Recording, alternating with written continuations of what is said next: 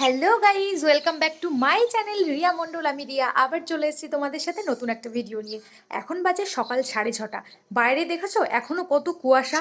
একদম সকাল সকাল ঘুম থেকে উঠে পড়েছি একটা বিশেষ কারণে।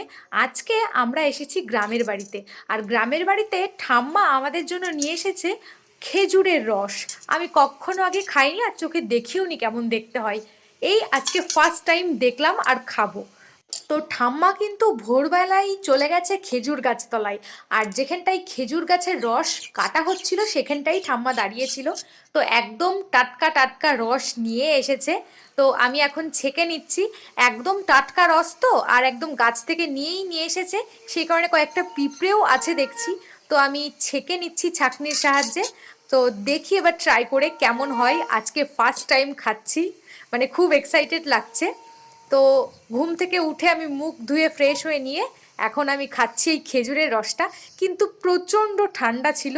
একেতে শীতকাল, তার উপরে মনে হচ্ছে ফ্রিজের জল খাচ্ছি, এতটাই ঠান্ডা। তো টেস্টটা ছিল খুবই সুন্দর, খুবই ভালো খেতে ছিল। খেতে মোটামুটি ভালোই ছিল, মিষ্টি ছিল। কিন্তু আখের রস যতটা টেস্টি হয় ততটা টেস্ট কিন্তু আমার এই খেজুরের রসে লাগেনি। তো মোটামুটি ভালোই ছিল, খেতে মিষ্টি ছিল। তো তোমরা কে কে খেজুরের রসটা খেয়েছো আর কেমন লেগেছে তোমাদেরকে অবশ্যই আমাকে কমেন্টে জানিও। এই ভিডিওটা আমি এখানেই শেষ করছি। সবাইকে বাই।